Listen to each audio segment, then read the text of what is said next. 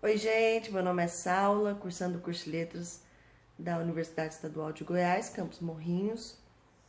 E esse vídeo é proposto pela disciplina de História e Educação Brasileira, onde a gente vai falar um pouco acerca do documentário A Educação Proibida, com algumas perguntas dirigidas para problematizar o documentário, juntamente com a produção desse vídeo. O documentário, ele expande questionamentos e análises de diversos professores, educadores, acerca da educação no século XXI. O movimento educacional, a constituição dele, desde a época dos soldados, dos escravos e tudo mais. E a modernização da educação. E a falta, a ausência do aceleramento da educação conforme a sociedade. Primeira pergunta para a problematização é a seguinte: qual a relação que você faz com o documentário, a escola, o seu lugar de estudante do ensino básico e as teorias estudadas ao longo do curso de letras? Aponte em seus argumentos quais avanços ocorreram e de que modo eles podem ajudar na sua formação profissional. A relação que a gente faz com o documentário é justamente a que a escola entre 1900 para 2000 não houve muita alteração. Pelo contrário, ela continua abordando o mesmo método e a mesma dinâmica, a mesma didática tradicionalista, que é aquela empenhada onde o professor é o autoritário da sala e os alunos estão ali para simplesmente absorver conhecimento naquele determinado momento. Sempre deixando claro que essa didática não funciona conforme o aprendizado. O aluno não tem um ensino-aprendizagem dessa didática.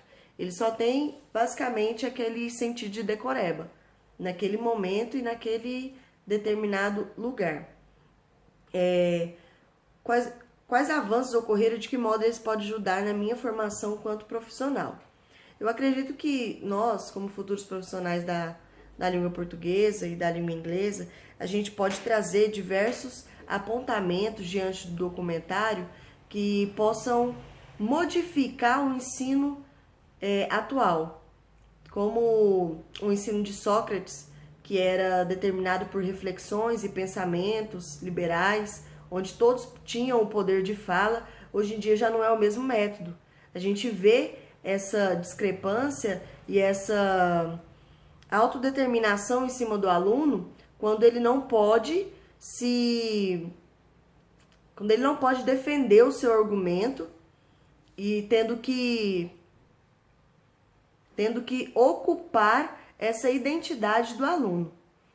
A partir daí, eu acredito que nós, quanto futuros profissionais, podemos exercer uma praxe melhor no ensino-aprendizagem, fazendo com que aquele aluno não saia daquela turma apenas pelo decoreba, ou que ele pense que aquilo não vai ser utilizado futuramente na vida dele. Um dos pontos importantes do documentário que foi citado é a questão das disciplinas, né, de matemática, de ciências, de linguagem, no caso da língua portuguesa, e da sociologia também, que eles sempre falam: onde que eu vou usar isso? Eu nunca vou precisar disso, para que a gente estuda isso? E pelo contrário, elas estão super interligadas na sociedade. Quando a gente vai no mercado, a gente não utiliza somente da matemática, a gente utiliza também do social, utiliza também da linguagem. Então, a gente tem que pensar que as disciplinas estão interligadas dentro do ensino e, com isso, eles vão utilizar ela no decorrer da sua vivência. Segunda pergunta: na sua opinião, a escola prussiana possui alguma convergência ao nosso sistema atual do ensino? Não possui convergência por quê? A escola prussiana ela foi basicamente criada com a intenção de ter disciplina, de ter autoritarismo dentro da sala de aula. E hoje em dia, por mais que o ensino e o sistema das escolas, das redes educacionais tentam mudar, ela ainda é evidente na escola. A gente ainda vê o autoritarismo quando se tem um sino para o recreio, quando se tem uma fila para entrar na sala, quando se tem uma fila para cantar o hino nacional. Então, são regras e disciplinas que emergem dentro do grupo escolar e que são de tradição em tradição, que ainda no século XXI, elas se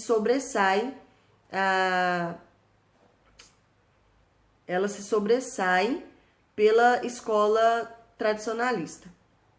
Terceira, arremate as suas reflexões tomando um ponto de partida a seguinte afirmativa: a escola foi pensada como uma fábrica de cidadãos obedientes, consumistas e eficazes.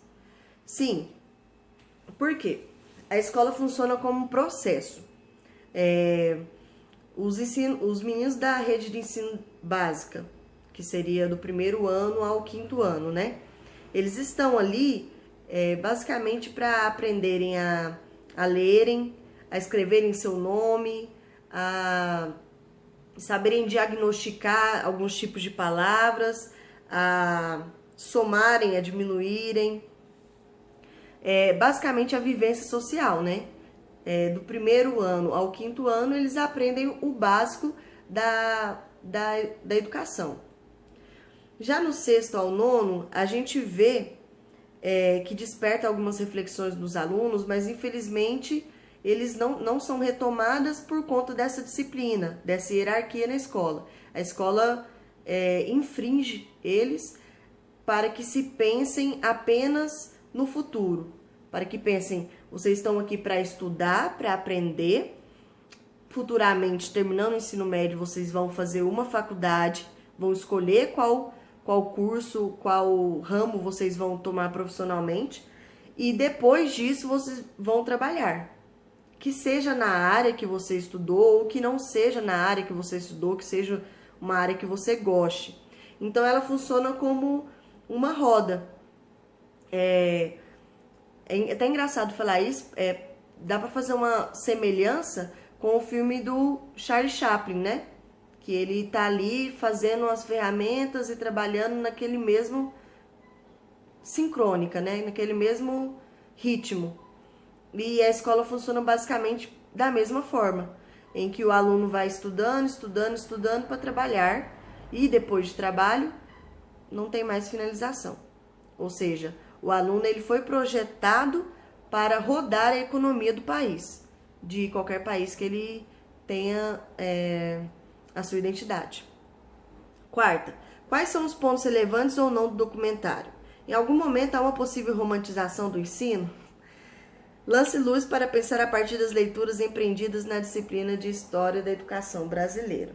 Quais são os pontos relevantes? Um dos pontos relevantes que eu gostei bastante, que é cerca de 1h30 de documentário, quase na metade do documentário, é a questão da autoavaliação. É um dos pontos importantes e necessários no ensino. Porque eles se auto-perguntam por que o professor tem que avaliar o aluno? Por que ele não se próprio autoavalia? Por que ele não se policia? Porque eu acredito que se ele autoavaliando, ele vai querer buscar mais conhecimento. E ele se autoavaliando, ele vai ter a reflexão de querer ir atrás da criatividade,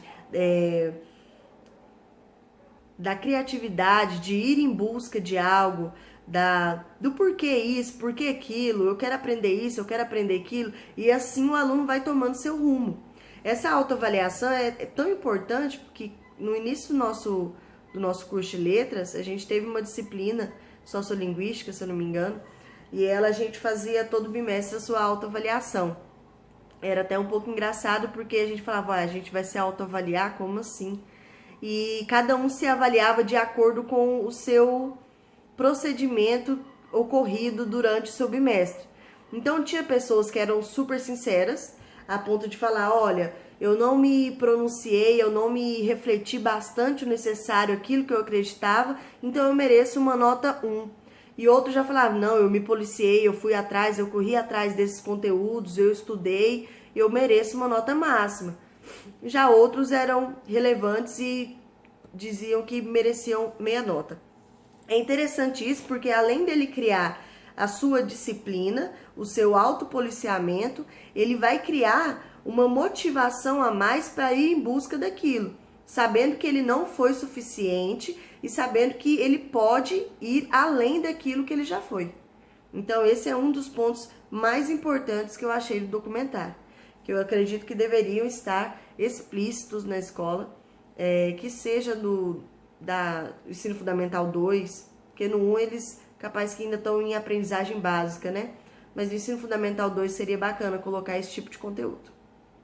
Obrigada e até mais um próximo vídeo.